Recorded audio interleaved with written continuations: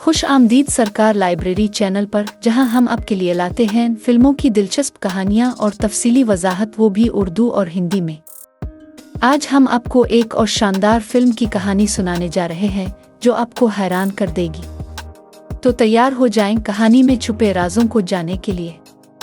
Video को आखिर तक देखें क्योंकि आपको ऐसी तफसीलात मिलेंगी जो शायद आपने कभी ना सुनी हो। फिल्म एनफितफल में शादी, मोहब्बत और बेवफाई जैसे मौज़ूआत को इंतहाई गहराई और जज्बाती तौर पर पेश किया गया है। एड, रिचर्ड जिर और कोनी समनर, डायन लेन एक दरमियानी उम्र के शादीशुदा जोड़े हैं जिनका एक 8 साला बेटा चार्ली है। दोनों बज़ाहिर खुशहाल जिंदगी गुजार रहे होते हैं। न्यूयॉर्क के मुज़ाफ़ात में उनका बड़ा खूबसूरत घर है और उनकी शादी को 11 साल हो चुके हैं। एड कामयाब बिजनेसमैन है, वो अपनी टर्किंग कंपनी चलाता है, जबकि कोनी चैरिटी के लिए फंड रेजिंग करती है और इसी सिलसिले में कभी कभार न्यूयॉर्क सिटी का सफ़र करती है। फिल्म की कहानी इस वक्त दिलचस्प मोड़ लेती है जब एक दिन कोनी न्यूयॉर्क सिटी जाती है और वहाँ का मौसम शदीद तूफानी होता है। हवा इतनी तेज होती है कि लोगों का चलना मुश्किल हो जाता है। इस दौरान कोनी का सामना एक नौजवान फ्रांसीसी किताब फरोश पाल मार्टल, ओलिविये मार्टिनेज से होता है। हुआ के जोर से कोनी का तवाजुन बिगड़ जाता है, वो गिरकर जख्मी हो जाती है और उसका घटना छल जाता है।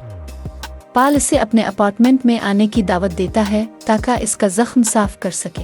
कोनी, जो कि शुरू में थोड़ी झिझक महसूस करती है, आखिरकार पाल की दावत कबूल कर लेती है। पाल निहायत दिलकश और पुरकशिश शख्सियत का मालिक होता है। इस मुलाकात के दौरान दोनों के दरमियान एक गैर मामूली कशिश पैदा होती है। कोनी पाल की शख्सियत और उसके फनून लतीफ़ा से दिलचस्पी को देखकर मुतासिर होती है। जब वो वापस जाती है तो पाल इसे दोबारा आने के लिए कहता है। कोनी की जिंदगी में ये मुलाकात एक नया मोड़ लाती है। अगली बार जब वो न्यूयॉर्क सिटी जाती है, वो जानबूझकर पाल से मिलने जाती है। ये मुलाकातें आहिस्ता आहिस्ता बढ़ती जाती हैं और दोनों के दरमियान एक गैर इखलाकी ताल्लुक जन्म लेता है। कोनी का पाल के साथ अफेयर एक जुनून की शक्ल इख्तियार कर लेता है और वो अक्सर न्यूयॉर्क सिर्फ पाल से मिलने के लिए जाती है। दोनों की मुलाकातों में एक शिद्दत आ जाती है और कोनी खुद को एक ऐसे जाल में फंसा हुआ महसूस करती है जहां से निकलना मुश्किल हो जाता है। एड, जो कि एक सादा और मोहब्बत करने वाला शौहर होता है, कोनी के बदलते रवैये को फौरन महसूस करता है। इसे शक होने लगता है कि कोनी की जिंदगी में कुछ गैर मामूली हो रहा है। वो कोनी की अजीब हरकत और रवैये को देखकर उलझन में पड़ जाता है। एक दिन जब एड कोनी को झूठ बोलते हुए पकड़ लेता है तो इसका शक मजीद पुख्ता हो जाता है। इसी दौरान एक मुलाजिम जिसे एड ने नौकरी से निकाला था, एड को ये इशारा देता है कि शायद इसके खानदान में कुछ गलत हो रहा है और एड इस इशारे को संजीदगी से लेता है। अपने शक को दूर करने के लिए एड एक निजी जासूस की खिदमात हासिल करता है ताकि वो कोनी के बारे में तहकीकात करे। जल्द ही निजी जासूस कोनी और पाल की मुलाकातों की तस्वीरें लेकर एड को दे देता है, जिससे एड का शक हकीकत में बदल जाता है।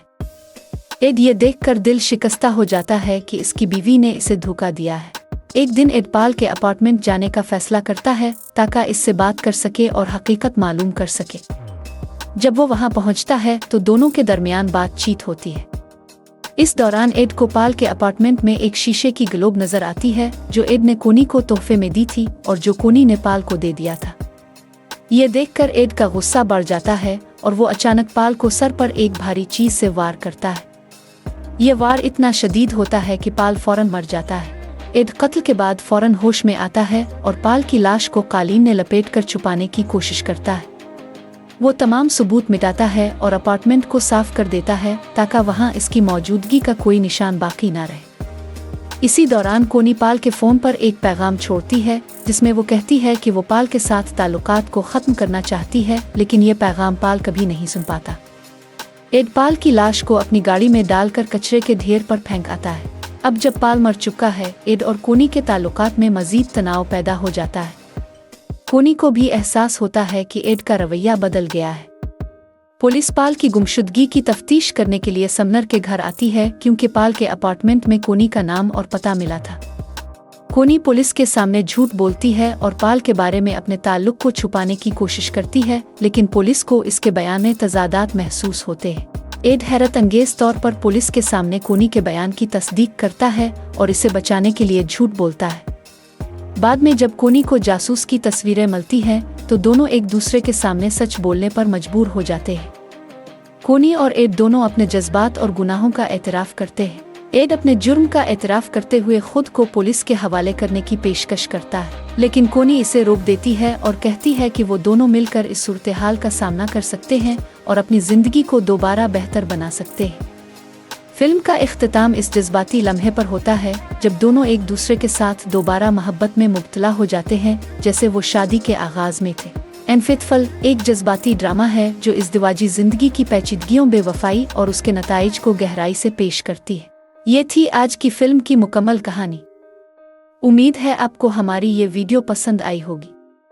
अगर आपको कहानी दिलचस्प लगी हो तो वीडियो को लाइक करें, चैनल को सब्सक्राइब करें और बेल आइकन दबाना ना भूलें ताकि आपको हमारी नई वीडियोस का नोटिफिकेशन सबसे पहले मिले। सुअरकार लाइब्रेरी को फॉलो करें मज़ीद फिल्मों की कहानियाँ और तफसीलात के लिए। अपनी राय कमेंट्स में ज़रूर दें, हमें आपके फीडबैक का इंतज़ार रहेगा। फिर मिलेंगे एक नई कहानी के साथ, तब तक के लिए अल्लाह हाफिज़।